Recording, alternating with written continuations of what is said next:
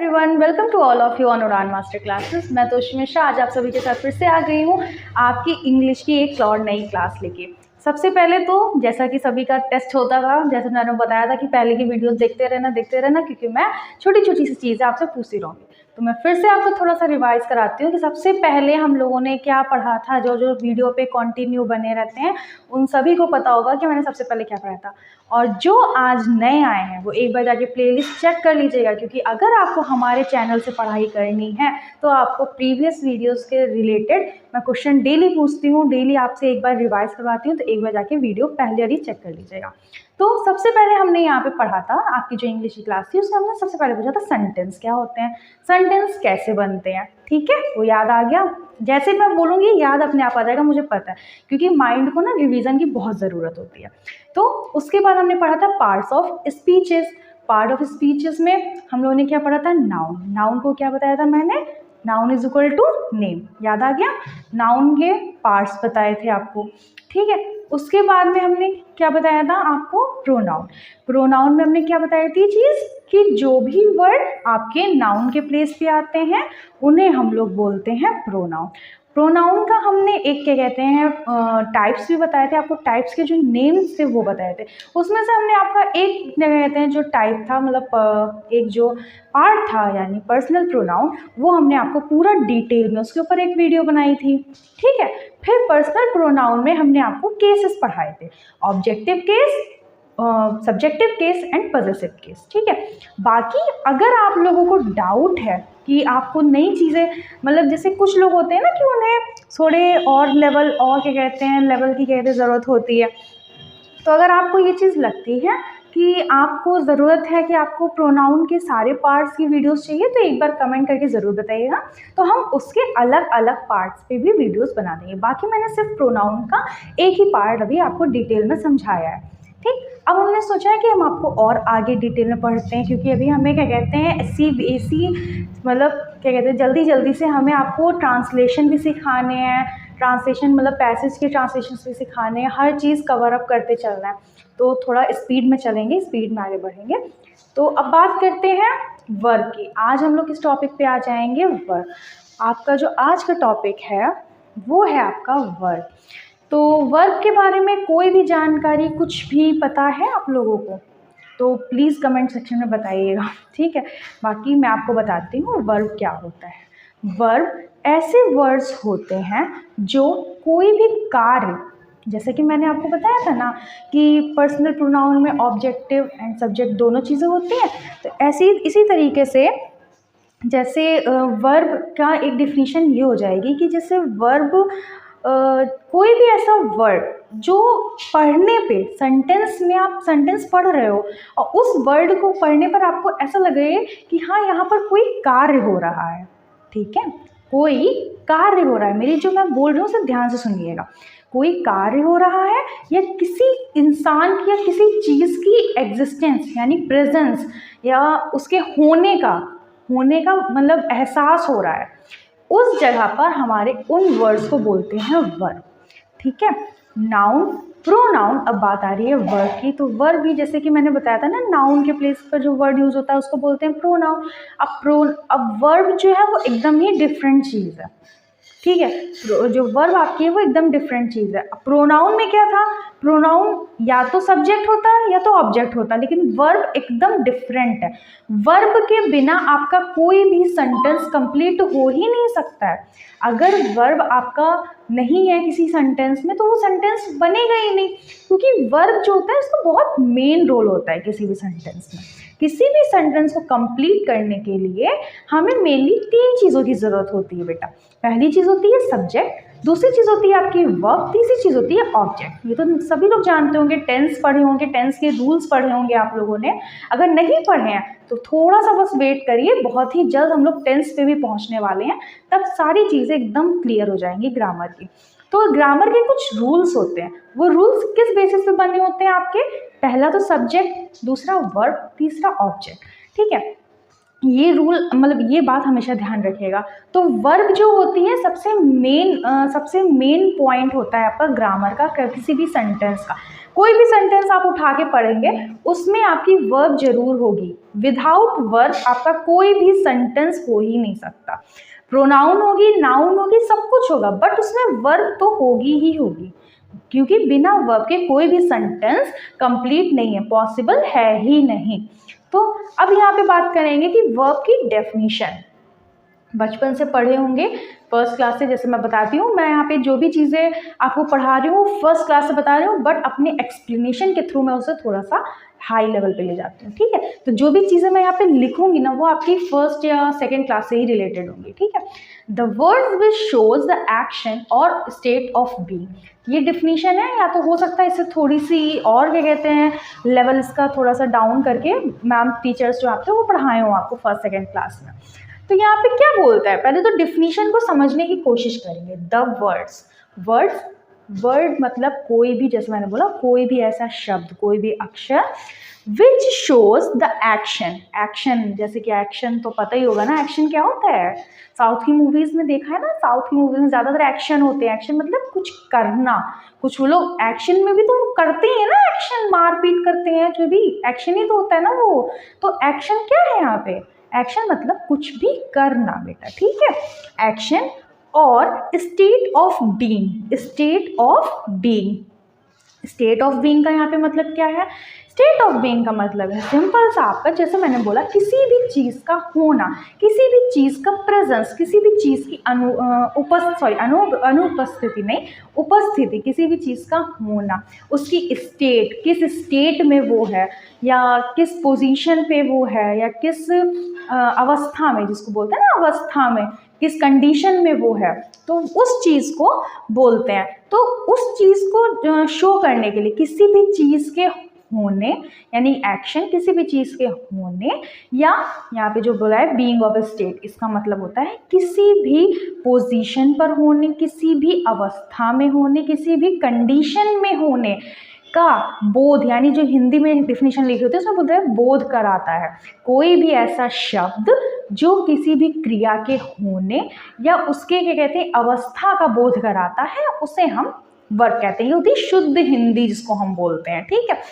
अब इसमें बोलते हैं स्टेट ऑफ बीइंग में यही आपका आ जाएगा, किसी भी जिस वर्ड को आपको पढ़ने से ऐसा महसूस हो या ऐसा अंदर से समझ आए कि इस जगह पर कोई पोजीशन दिखाई जा रही है, या किसी चीज़ की कंडीशन दिखाई जा रही है, किसी चीज़ की अवस्था दिखाई जा रही है, तो वहाँ पे आपका बेटा आ जाता है वर्ब। वो वर्ब होता है, वो वर्ड जो होगा वो आपका वर्ब होगा, ठीक है। अब इतनी चीज़ समझ में आ गई होगी, आई होप आप लोगों को थोड़ा बहुत समझ में आ रहा होगा कि ऐसे वर्ड जो भी एक्शन यानी कोई कार्य हो रहा है वो शो करते हैं, या किसी भी चीज़ की प्रेजेंस, किसी भी चीज़ की अवस्था को दिखाते हैं, उन्हें हम लोग वर्ब कहते हैं। अब आ जाते हैं एग्जाम्पल की बात करते हैं कि मैम अब एग्जाम्पल बताइए इसमें, ऐसे तो हमें समझ में आया नहीं कि वर्ब किसे कहते हैं। तो इसमें एग्जाम्पल देख लेंगे। एग्जाम्पल हो गया जैसे आपका गो, स्लीप, ईट, अच्छा सा कॉमा बनाएंगे, ठीक है। उसके बाद लिखते हैं क्राई, उसके बाद में लिख देंगे वॉक, फिर लिखेंगे, अरे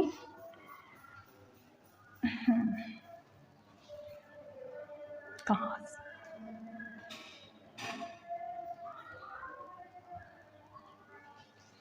वॉक लिख देंगे, ठीक है। फिर लिखेंगे फिर लिख देंगे गोइंग, गो तो लिख हो गया। फिर लिखेंगे डांस, डांसिंग लिख दिया, ठीक है। अब देखिए यहाँ पे गो मतलब जाना या चलना, ठीक है, चलना नहीं सॉरी, गो मतलब जाना। स्लीप मतलब सोना, सोना एक क्या हो जाएगा आपका, स्लीप मतलब सोना, यानी कि सोना भी तो एक कार्य है, एक काम ही तो कर रहे हैं। हाँ, अब सबसे बेसिक चीज़, जैसे कि एग्जाम्पल समझने से पहले एक चीज़ मैं बताना भूल गई हूँ, वो चीज़ समझिए आप, काम करना किसे बोलते हैं।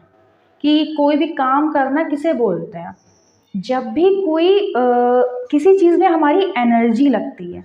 साइंस में आप लोगों ने पढ़ा होगा कि किसी भी चीज़ में अगर हमारी एनर्जी लग रही है, जैसे वहाँ पे पूछा जाता है ना डेफिनेशन, जब 9th या 10th में डेफिनेशन आपकी साइंस में होती है कि what is work, I think physics में होती है, व्हाट इज़ वर्क, तो आप बोलते हो कि क्या कहते हैं हमारी एनर्जी, किसी भी चीज़ में हमारी एनर्जी लगती है तो उसे वहाँ पर वो चीज़ वर्क कहलाती है।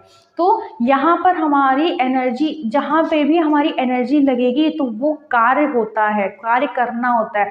जैसे एक्शन, यहाँ पे जो वर्ड एक्शन दिया हुआ है तो उसको कैसे डिफाइन करेंगे कि किसी भी चीज़ को करने में जब हमारी एनर्जी लग रही है, हमारी एनर्जी मतलब यूज़ हो रही है, तो उस चीज़ को हम एक कार्य करने में वो करते हैं, शामिल करते हैं। जैसे कि ये पेन है, ये पेन मैंने यहाँ से उठाया, इसमें मेरी एनर्जी लगी ना, तो यहाँ पर भी ये एक एक्शन हुआ, एक कार्य हुआ, एक काम पूरा हुआ। ठीक है, तो ये एक छोटी सी चीज़ होती है कि आप कार्य कैसे इसको डिफाइन करेंगे। बाकी स्लीप पे आ जाते हैं, तो स्लीप, सोना क्या एक कार्य है, एक काम ही तो है। सोने में भी तो एनर्जी लगती है, क्यों एनर्जी नहीं लगती है?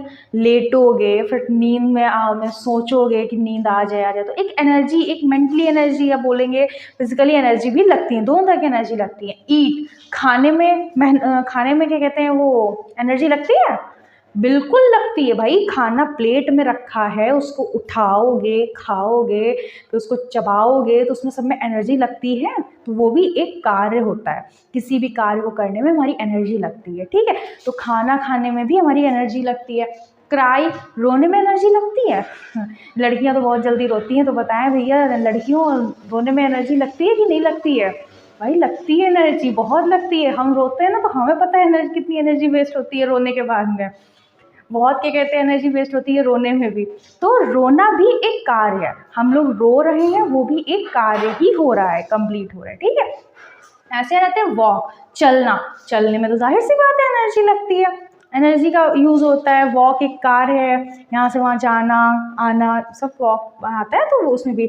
डांस में तो बहुत ज़्यादा एनर्जी लगती है, सभी को पता है जो डांस करते होंगे। ठीक है, बहरहाल मैं तो नहीं करती, लेकिन हाँ, डांस में भी एनर्जी लगती है। ठीक, तो ये भी एक तरह से आपका कार्य हो गया। तो ये सब वर्ड क्या वर्ब हैं? जैसा कि मैंने क्या बताया था कि ऐसे वर्ड जो किसी कार्य के होने को शो कराते हैं, उन्हें क्या बोलते हैं? वर्ब बोलते हैं। तो क्या बेटा ये सब किसी कार्य के होने का बोध करा रहे हैं, होने को शो करा रहे हैं? बिल्कुल करा रहे हैं। स्लीप यानी सोना एक काम है, ईट खाना खाना एक काम है, रोना भी एक काम है, चलना एक काम है, सब कुछ एक काम ही है यहाँ पे वर्ड्स। तो बस इतनी बात समझनी है आपको, ऐसे वर्ड जो किसी कार्य के होने का हमें एहसास दिलाते हैं, या हमें पढ़ने पर ऐसा फील होता है कि ये जो वर्ड है इससे किसी कार्य के होने का हमें मैसेज मिल रहा है, तो वो सब आते हैं आपके वर्ब में। ठीक, अब हम एक बहुत नॉर्मल सी चीज़ देखेंगे इसके आगे हम ये देखेंगे कि आपके एग्जाम्पल में, मैं कुछ एग्जाम्पल दे रही हूँ, क्या आप उन्हें डिफाइन कर पाओगे वो वर्ड हैं या नहीं? Is, am, are, was, were, has, have,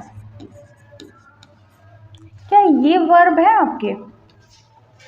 is, am, are, was, were, has, have, क्या ये आपके वर्ब में आते हैं? क्या ये आपके वर्ब हैं? अगर वर्ब है तो ये किस टाइप के वर्ब हैं? क्योंकि इज तो कोई वर्ड तो लग नहीं रहा है कि हाँ इसमें हमें कुछ समझ में आ रहा है कि हिंदी में इसको ये बोलते हैं, इससे ये काम हो रहा है, ऐसा तो कुछ नहीं लग रहा है। तो इज होता है यूज जहां पर हम हिंदी में लिखते हैं है। एम क्यों होता है? हूँ। और आर यूज होता है में।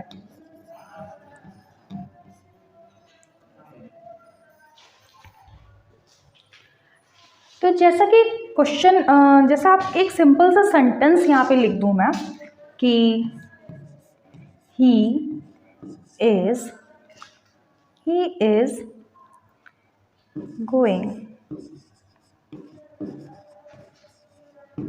ठीक है, ही इज गोइंग। तो क्या इसमें बी जैसे मैंने बोला ना कि पहले सब्जेक्ट वर्ब, किसी भी क्या कहते हैं सेंटेंस को बनाने के लिए पहले सब्जेक्ट फिर वर्ब फिर ऑब्जेक्ट की ज़रूरत होती है, ठीक है। तो इसमें वर्ब यूज़ हो रहा है क्या इस सेंटेंस में वर्ब यूज़ हो रहा है? जी हाँ, इसमें इज़ जो है वो एज अ वर्ब यूज़ हो रहा है। ये सभी आपके वर्ब होते हैं। Is, am, are, was, were, has, have, ये सभी वर्ब होते हैं। वॉज वर्ब कहाँ पे होता है? जहाँ पे था, थी, थे लग जाता है। पढ़ा होगा ना बेटा छोटे पे, था, थी, थे लग जाता है, वहाँ पे क्या हो जाता है? वो भी वर्ब में ही आते हैं। वॉज, वर, हैज़, हैव, ये सब भी आपके वर्ब होते हैं। बट ये कौन से वर्ब होते हैं? ये आपके हेल्पिंग वर्ब होते हैं, मेन वर्ब नहीं होते हैं, हेल्पिंग वर्ब होते हैं। अब चीज़ें यहाँ पे ये उलझती हैं कि मैम ये सब हेल्पिंग वर्ब, मेन वर्ब और इतने सब क्यों ये सब क्यों इतना क्या कहते हैं भरमजाल है? तो सिंपल सी ग्रामर क्यों नहीं है? तो एक चीज़ है ना यहाँ पे, हर चीज़ का अपना एक रूल होता है, ठीक है। अब आपके घर में आपके कुछ रूल होंगे, आपके स्कूल में आपके अलग रूल होंगे, हमारे क्या कहते हैं चैनल के कुछ अलग रूल होते हैं। तो हर चीज़ के एक अलग अलग रूल्स होते हैं, उसके अकॉर्डिंग ही हमें काम करना पड़ता है।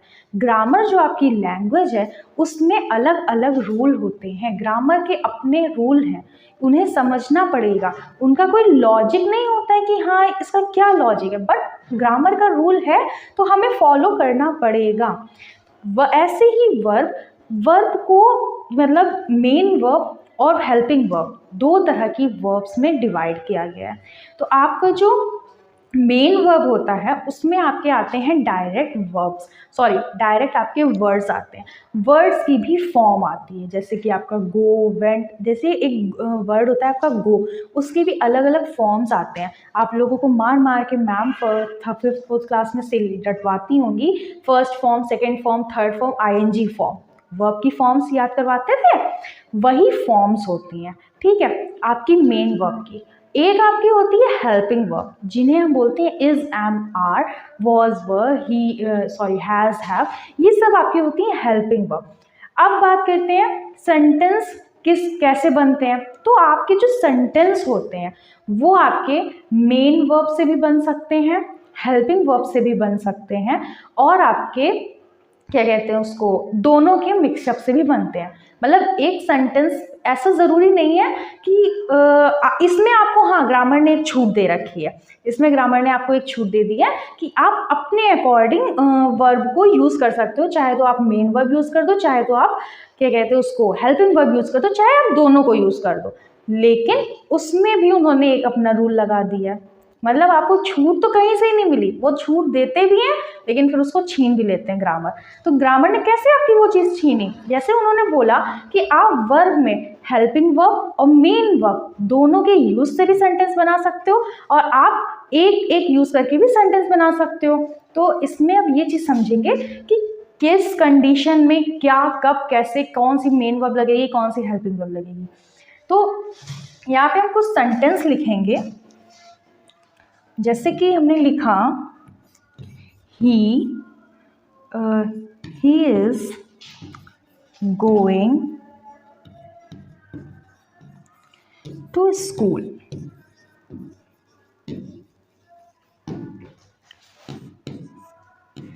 ही इज गोइंग, एक मिनट, ही is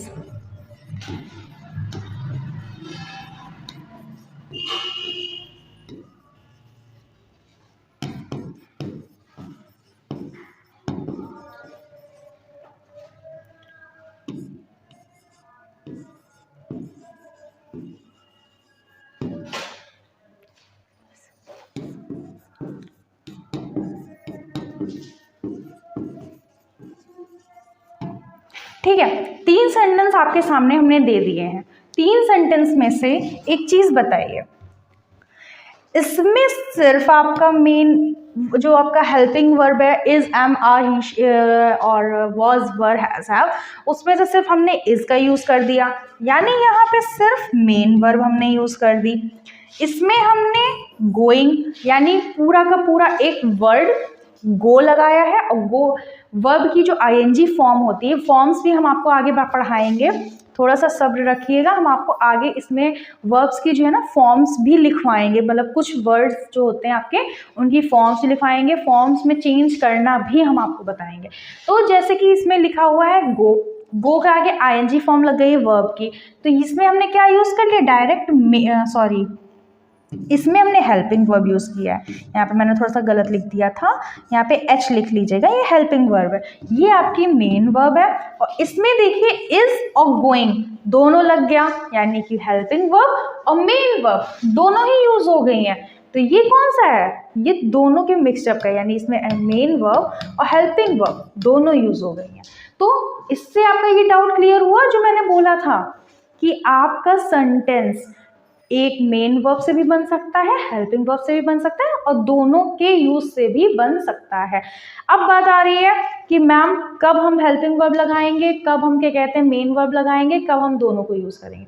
तो उसके लिए क्या करना होता है, अभी के लिए आप सिर्फ इतनी बात समझ लीजिए मेरी कि वर्ब किसे कहते हैं, वर्ब वर्ड्स क्या होते हैं, कौन सी चीज़ों को कौन मेन वर्ब्स कहते हैं, कौन सी चीज़ों को हेल्पिंग वर्ब कहते हैं। क्योंकि अब इस चीज़ को समझने के लिए ग्रामर ने टेंसेस बनाए हैं, ठीक है। क्योंकि हमें अगर वर्ब का यूज़ करना है कि मेन वर्ब कब यूज़ करनी है, हेल्पिंग वर्ब कब यूज़ करनी है, तो उसके लिए हमें समय का पता कि ये कार्य किस समय पर हो रहा है, या हो चुका है, या अभी तक होता आ रहा है, या अब आगे होगा, इन सब चीज़ों का पता लगाना पड़ता है। उसके लिए ग्रामर ने हमें दे रखे हैं टेंसेस, टेंसेस के भी पार्ट्स दे रखे हैं, टेंसेस को भी बहुत डीपली समझा रखा है। इस चीज़ को समझने के लिए आपको कि वर्ब कितने वर्ब का जो यूज़ होता है वो कहाँ पर होगा, किस चीज़ पर होगा, उस चीज़ को समझने के लिए बेटा आपको थोड़ा सा बस टाइम देना पड़ेगा हमें। क्योंकि जब हम आपको ये चीज़ समझाएंगे ना कि टेंसेस क्या होते हैं, एकदम टेंसेस जब मैं स्टार्ट करूँगी तब मैं बहुत ही ज़्यादा बेसिक से स्टार्ट करूँगी, कि मतलब एकदम जो लो लेवल होता है ना क्लास फर्स्ट में जो टेंसेस की डिफिनीशन, टेंसेस कौन से मतलब मैं पूरा का पूरा आपको एकदम मैं चाहती हूँ कि हर चीज़ को ना बहुत बेस्ट तरीके से एक्सप्लेन कर पाऊँ, मैं अपना 100% देती हूँ। तो उसलिए आपको थोड़ा सा टाइम देना पड़ेगा कि इस चीज़ को समझने के लिए, क्योंकि जब मैं टेंसेस समझाऊंगी या टेंसेस आपको समझ में आएंगे तभी आपको वर्ब का एग्जैक्ट यूज समझ में आएगा कि वर्ब, चलिए अभी तो आपको ये चीज़ समझ में आ गई ना वर्ब किसे कहते हैं, या वर्ब अगर मैं आपको पहचानने को दूँ कि किस जगह पे वर्ब लगी तो आप ये चीज़ पहचान लोगे आराम से। लेकिन अब अगर मैं आपसे कह दूँ कि इस सेंटेंस में वर्ब का यूज़ करके दिखाओ, तो वो अभी आप नहीं समझ पाओ, क्योंकि अभी आपने टेंसेस नहीं पढ़े हैं, टेंसेस के जो पार्ट्स होते हैं उन्हें नहीं पढ़ा है। जब आप टेंसेस के पार्ट्स पढ़ोगे, टेंसेस के बारे में पढ़ोगे, तब आपको समझ में आएगा कि एग्जैक्ट वर्ब को, मेन वर्ब को और हेल्पिंग वर्ब को, आईएनजी फॉर्म को कब कहाँ पर यूज़ करते हैं। तब तक के लिए आप इतना ही समझिए कि वर्ब को दो तरह से डिवाइड किया गया है, मेन वर्ब और क्या कहते हैं हेल्पिंग वर्ब, वर्ब किसे कहते हैं। अब हम लोग आपकी नेक्स्ट वीडियो में आपको एक्सप्लेन करेंगे।